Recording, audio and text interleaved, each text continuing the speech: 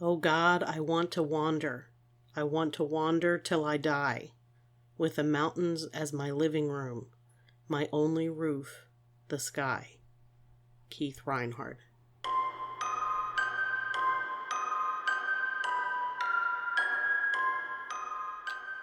I fear not the dark itself, but what may lurk within it. Welcome to Lurk, bringing you creepy, strange, and bone-chilling stories, with your host, Jamie Jackson.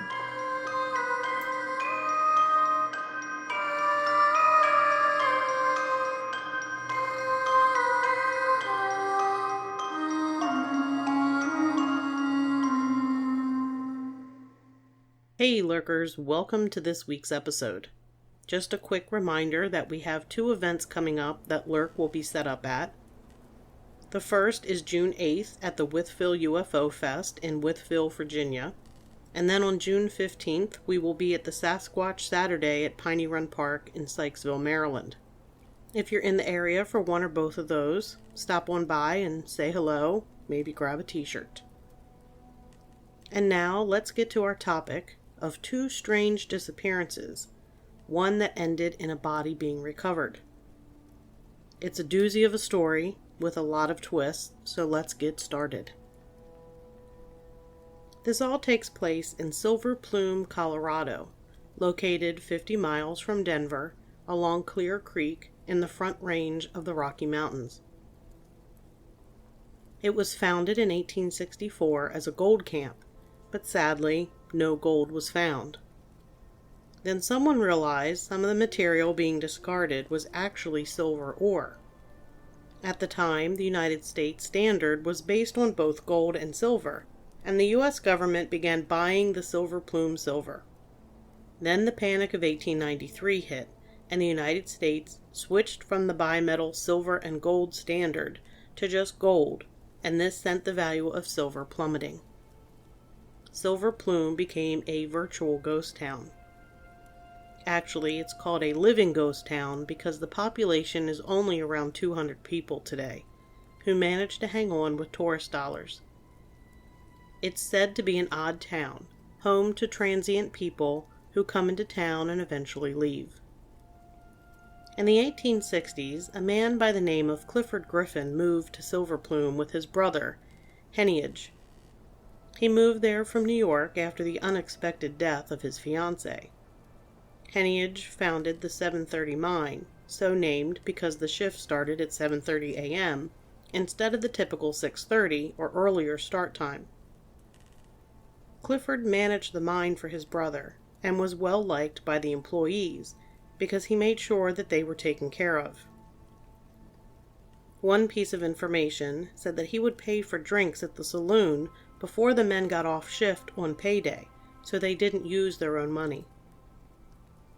In addition to his good-heartedness, he was also known for his violin playing.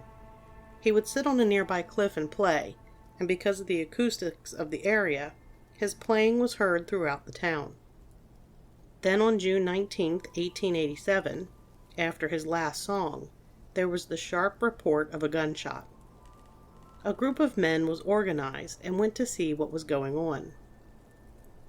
They found Clifford shot in the heart by his own hand and lying in a grave that he had apparently dug himself.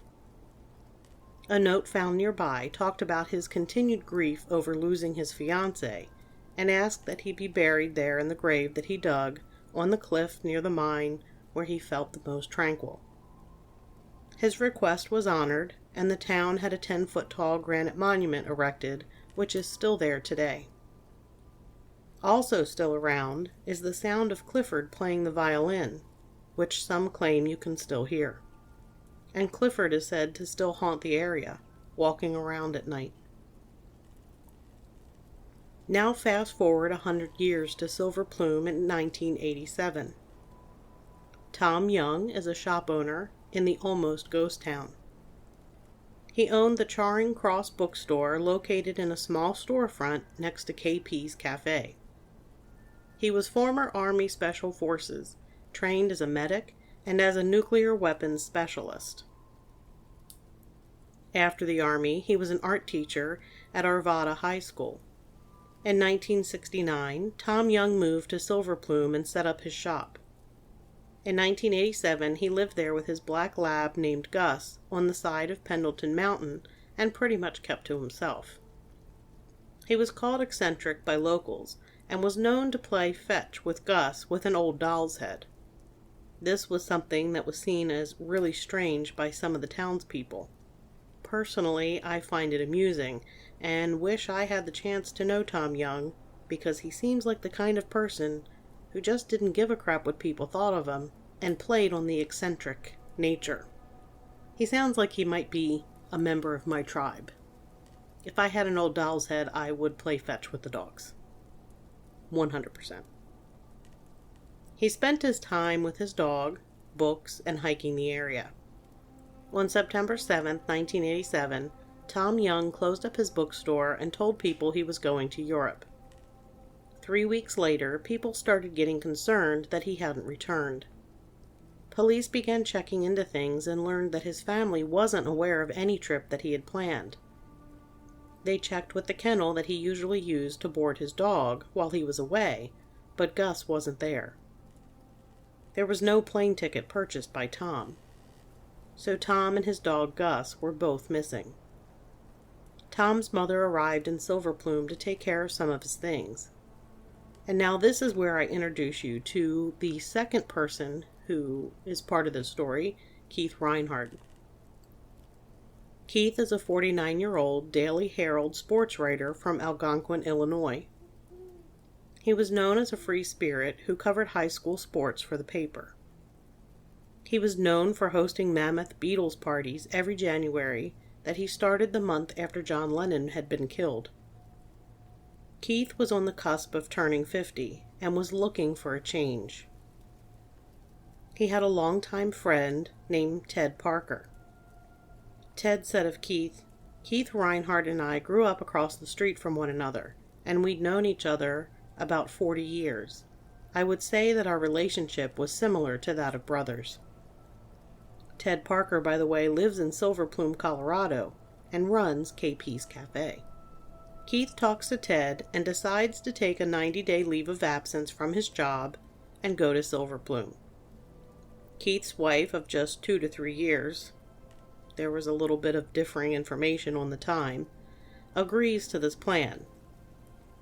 She stays back at their home in Illinois.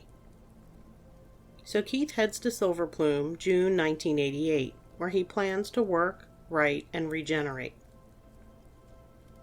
He lives in an apartment behind an abandoned Catholic church and rents a small storefront from his buddy Ted Parker and opens a shop. Most information says that it's an antique store. Some says he sold matted photographs. Oh, and it just happened to be the exact same store that Tom Young rented and set up his bookstore in. Keith's interests, while in Colorado, were photography and panning for gold in nearby creeks and rivers, and he also planned to begin working on a novel, though he didn't have an idea yet on what the plot would be. Then Keith learns about the disappearance of Tom Young. I'm going to guess that it didn't take too long for him to learn about Tom, since they both rented out the same storefront. It's not a big population, so I imagine everyone knows everyone else. Most articles mention that Keith Reinhard became obsessed with Tom Young's disappearance, which led to his decision to base his novel on Tom Young.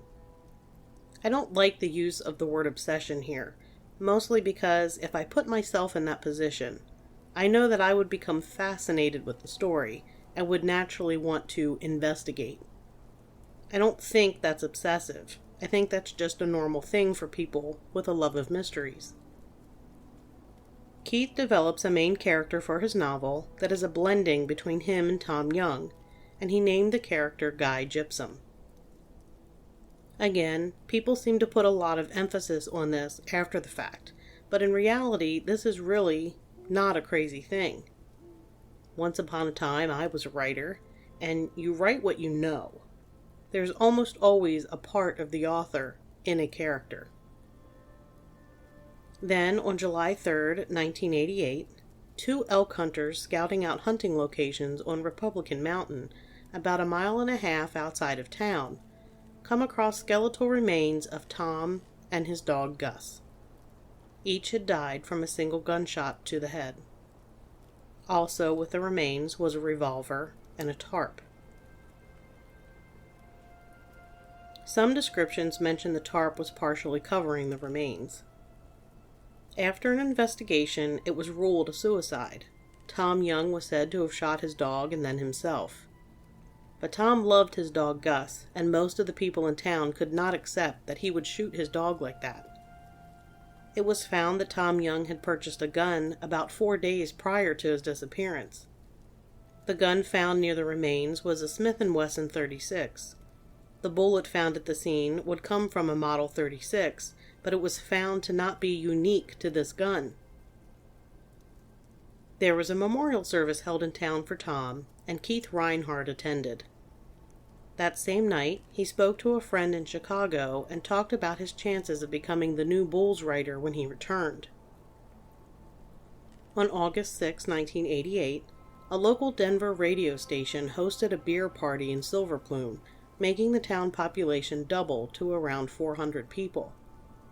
Keith was at the party, and he spent the evening discussing Tom Young's death. He was very vocal about his belief that Tom had not killed himself. The next day, August 7th, Keith Reinhard asked several people to go on a hike with him, but they all declined. Around 4 p.m. in the afternoon, Keith is walking through town, telling everyone he plans to hike up Pendleton Mountain.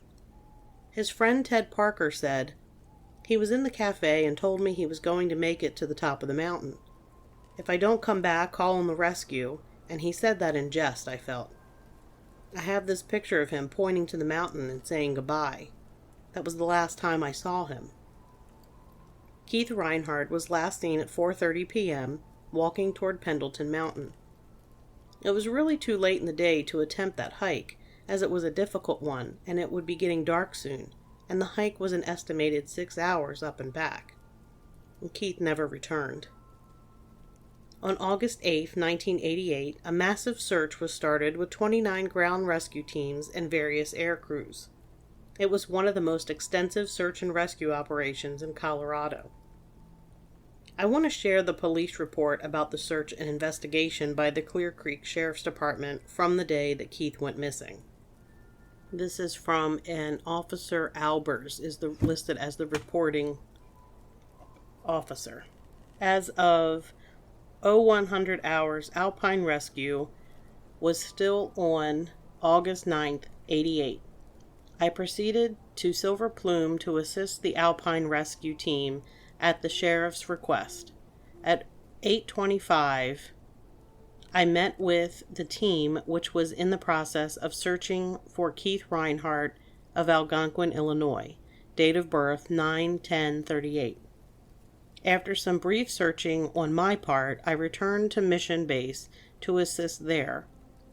For the next 6 days, my primary function was to assist Alpine in any way I could, in addition to making arrangements for supplies, getting publicity for the Salvation Army when they needed it, making housing arrangements, providing transportation for air crews, and participating in air searches. I was able to spot for ground crews the area where Tom Young's body was found.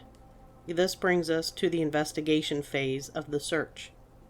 Prior to Keith Reinhard, Tom Young had occupied the shop next to KP's Cafe. Tom Young disappeared in early September 1987. 1 week prior to Reinhard's disappearance, Tom Young's body was discovered by elk hunters approximately 2.5 miles north of Silver Plume. Tom Young's death was ruled a suicide. The common denominator between Young and Reinhard is the owner of KP's Cafe, Ted Parker. Date of birth 4/10/46. Parker knew and had rented the shop to both men. My interviews started with him. Parker gave me the following information on Reinhard. Reinhard was a longtime friend of Parker's. He had been coming out to visit Parker for the last 12 years and had always loved the mountains. This year, Reinhard took a leave of absence from Paddock publication of Arlington Heights, Illinois, where he was employed as a sports writer. The leave started in mid-June and was supposed to end in mid-September. Reinhard always liked to visit, and on this trip was trying to set up a permanent move. There were 2 problems during this visit, though. The shop that Reinhard set up made very little money, and he was starting to realize that moving to Silver Plume might not work out. Secondly, his wife of 2 years, Carolyn, was upset by the long-term separation. She cried when she talked with Keith by phone, and Keith was a little down after these calls. However, Carolyn was due to arrive in a couple of days, 8/11/88, for a visit, and Keith looked forward to this. On the day of his disappearance, Keith was looking to hike up Pendleton Mountain. Parker estimated that it was 2.5 miles to the tower on Pendleton, and described the climb as being very physical, with no path, loose rock, and heavy vegetation. Parker and Reinhard had climbed it before, with Reinhard falling short of the top. Keith was found hanging onto a tree. Not being a physical person, he descended the steep hill with great difficulty. Reinhard was last seen in a t-shirt, red, black, and white flannel shirt, jeans, and old tennis shoes by Parker at about 1600 hours on 8/7/88. Parker did not consider it realistic to expect to make the round trip to Pendleton that late in the afternoon. The most that he thought Reinhard might have with him was a can of pop. When I mentioned that I had a cousin who was a sports writer who would try something like that, the conversation turned to Keith's impracticality at times. According to Parker, Reinhard didn't tend to be a realistic or practical when he came to Colorado on this visit. Reinhard had visions of setting up a business and living off the local economy as the summer went on, and the receipts remained low. Reinhard became disappointed, but ever optimistic. He got a personal computer and started writing stories with the apparent intent to supplement his income by being a novelist. One subject of interest to Reinhard was the Tom Young story. While they were only acquaintances, Reinhard was interested in Tom's demise and expressed an interest in tracing Tom's last steps to do a story on him. Reinhard also tended to romanticize events, at least for the purpose of writing about them. Taking a hike at 5 in the afternoon was consistent with Reinhard's character. As later information would show, Reinhard fell short of conquering the mountain in the past, but was determined to win out over it. On 8/7/88, Reinhard had an additional handicap to overcome. In addition to not being in peak physical condition, somewhat afraid of heights, and not being very familiar with the way to the top, Reinhard was hungover from a party the previous night.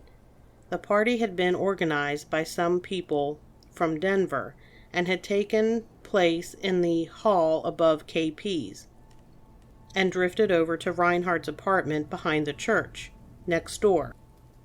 Later versions of Reinhard's participation in the party had him evaluated as seemed sober to definitely drunk, and as having circulated freely, not talking at length to any one person, to having been in the company of a mystery woman.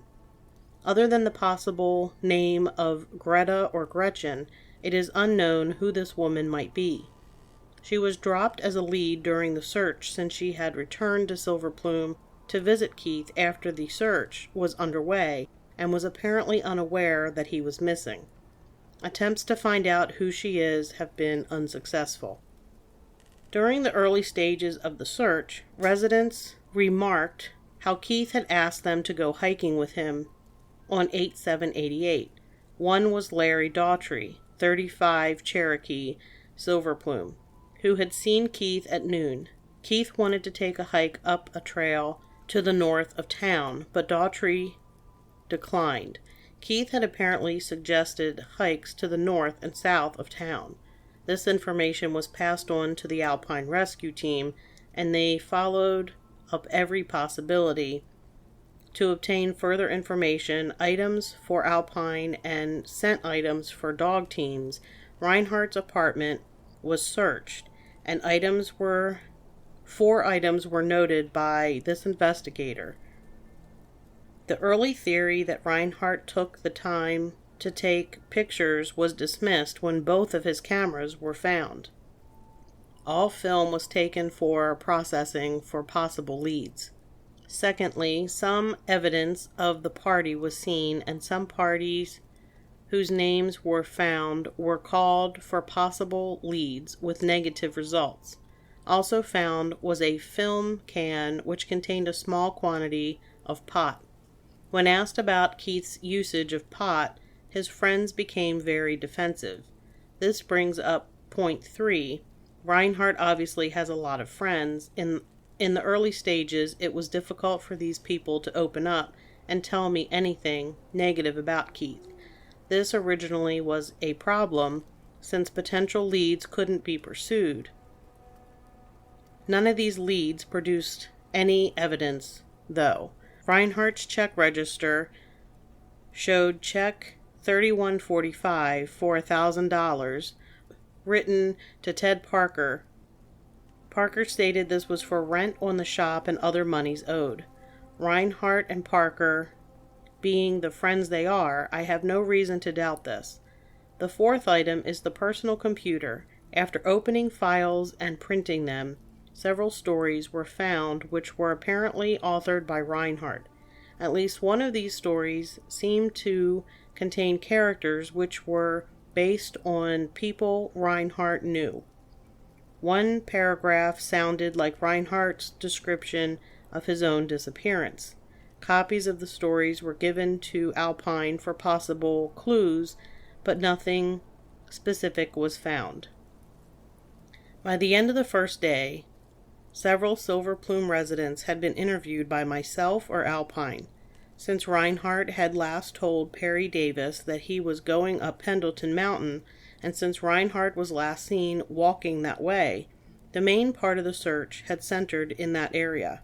During the rest of the week, the search would also cover the mountains to the north of Silver Plume and the area where Tom Young's body was found. At 21:30 hours on 8/9/88, I was called to the office to talk to a psychic named Judy, who was calling from Illinois.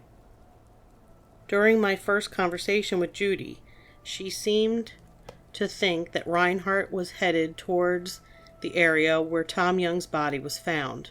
At least that was the interpretation I got from her description of the area. In subsequent conversations, I realized that she was describing the area around Pavilion Point. Described an area 1.2 miles from the Alpine base camp, and later told the dispatcher on duty that she should go out the front door and look to the right 1 mile. This further described Pavilion Point, past and present, rather accurately. So accurately, in fact, that a lot of search time, both by the air and by ground, was spent in that area. It was also one of the only 2 areas where dogs got any sense. My wife and I also searched the area for several hours on 8/14/88. After seeing how well the area had been flagged by ground teams, though, I would have to doubt that Reinhardt is in that area.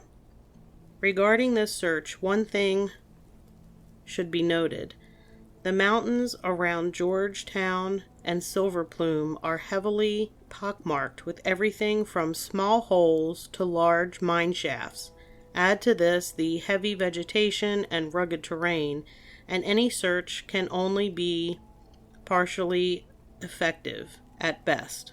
One Alpine member looked at the hill south of Silver Plume and said, 200 people, 2 weeks. That may have been a conservative estimate of what it would have taken to search that hill. As it was, a superhuman effort was put into the search, but other than one possible footprint and a couple of dogs finding a scent, nothing was found that would show Reinhard was there. One searcher from California said it was by far the most difficult search he had been on, and another estimated that 12% of the mountain may have been covered. Even the dogs ended up with bandaged paws and had to be lifted into vehicles as low as a van. One ground searcher was almost lost to altitude sickness, and the biggest human tragedy occurred on Friday of that day, 8/12/88.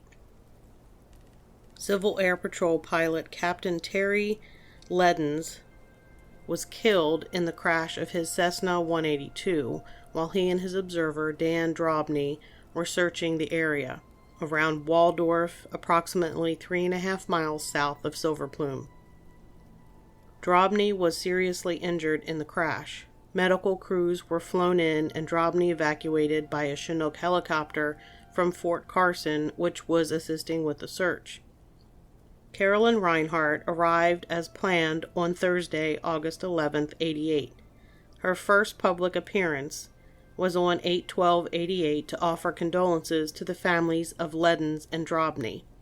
Other than a letter from her husband, which reconfirmed his determination to climb the mountain, she couldn't offer any leads. On Sunday, August 13, 1988, this search was called off. There were no leads, no sign of Reinhardt, and resources were depleted. People from 28 organized teams had exhausted themselves. The Salvation Army had fed them all week with $15,000 in food and services.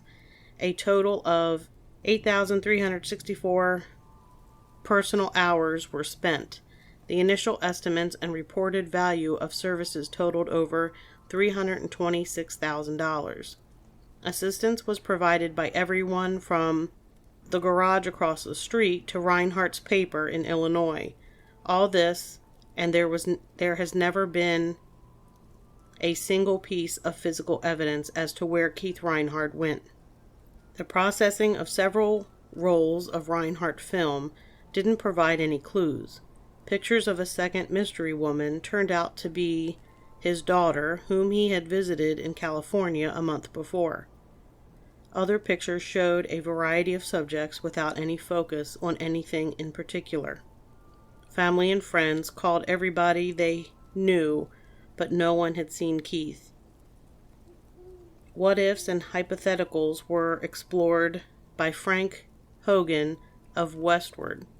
No leads were produced, although several possibilities were explored. In our conversations, some in Silver Plume scanned the hillside watching for birds which might lead to a body. None were seen. After one of the largest searches in Colorado history, and after hundreds of questions being asked by dozens of people, the big question still remains. As Sheriff Cahill put it, we would restart the search immediately if any new leads came in. We have yet to receive that new lead. Reinhardt told Perry Davis that he was going to climb the mountain, and nothing I've seen or heard has made me doubt it. Alpine Rescue Team will be back in Silver Plume when the weather clears for training and additional searching until Keith Reinhard is found. However, nothing can be ruled out.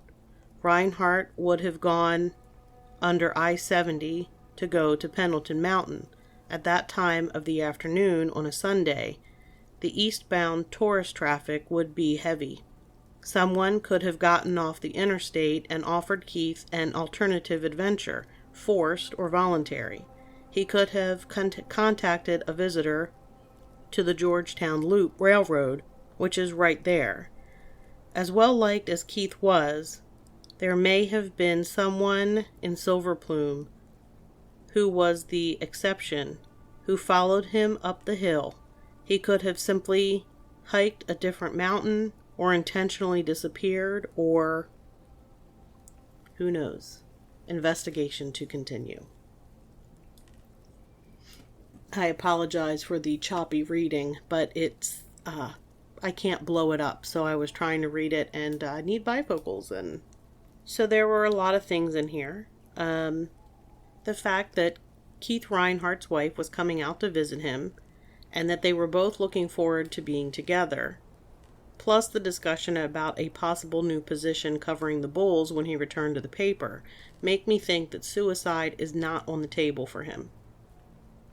His wife didn't think suicide was a possibility, as he loved his kids a great deal and enjoyed spending time with them. There was mention about a California writer who uncovered evidence about nuclear waste being dumped. Sounds far-fetched, right?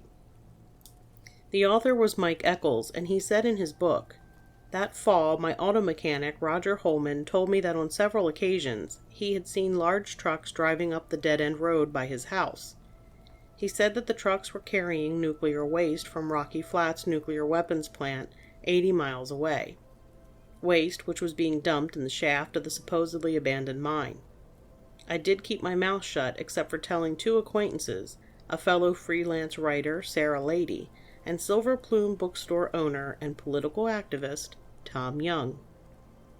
Roger Holman, the auto mechanic mentioned, was tracked down by a documentary crew, and he said the following: "Mysterious things are happening all the time. I was out walking around with some people from Rocky Flats. We came up in the middle of the night. The truck had 2 men in it and had very tight collars around their necks, very clean. They drove up there in a truck that had very wide tires made for carrying weight. They were in radiation hazmat suits. I saw some people take something into the mine. I heard the deaths of Tom and Keith were directly related to nuclear material." The same documentary crew went to the mine in question armed with Geiger counters. Any readings above 50 are abnormal. Above 100 is high and potentially dangerous if exposed over a period of time. Some other effects include readings over 400 affect, more locally, the eyes and can cause cataracts. 1,000 to 5,000 readings or more can cause hair loss for a section of the body that has hair. 2,000 or more locally to the skin can cause skin reddening, similar to a sunburn. While checking out a shaft in the mine, the crew began getting readings of 114. Closer to the shaft, readings went to 335, and were over 1,000 by the time they exited the mine. There is naturally occurring uranium in the soil in Colorado, but according to EPA.gov, uranium is weakly radioactive and contributes to low levels of natural background radiation. This lends some credence to the claims of illegal dumping of nuclear waste. Remember what Tom Young specialized in when he was in Special Forces? He was a medic and specialized in nuclear weapons. He was also allegedly concerned for his safety, which prompted the purchase of a gun 4 days prior to his disappearance and death. The tarp found with the remains suggests strongly that there was some concealment, or at the very least, a way to transport bodies. Oh, and the mine, where the radioactive stuff is, it's only a short distance from where Tom Young's remains were discovered. As for Keith Reinhardt's disappearance, no trace of him has been found. In 30 years of operation, the Colorado Alpine Rescue Team had found every single person they searched for, except Keith. Charlie Szymanski, who headed up the Alpine Rescue, said, "The Reinhardt search was like looking for a proverbial needle in a haystack. This haystack is 3,000 vertical feet of 60-degree slope. This was about as difficult a search terrain as we cover. We were at a real disadvantage because Keith went into the mountains wearing no more than blue jeans and a flannel shirt and tennis shoes. He had no backpack. He had no equipment. A typical subject of a search will leave lots of clues for us to trace. Keith didn't leave any clues. He didn't have any to leave behind." There were a couple of rumors surrounding Keith's disappearance. One was that he was followed up the mountain, and one was that there was a serial killer working in the area. Lieutenant Stephen Gramillion was asked about the serial killer angle. His response was that it was possible. There had been several skulls found in the Silver Plume area. When asked if there was any connection between the skulls found and Keith Reinhard, the lieutenant stated he couldn't talk about open cases. What happened to Keith Reinhard? Did he even hike up Pendleton Mountain? Did he find out information regarding what happened to Tom Young that might have gotten him killed? My personal opinion is that Tom Young was murdered. I don't believe that he would have shot his dog.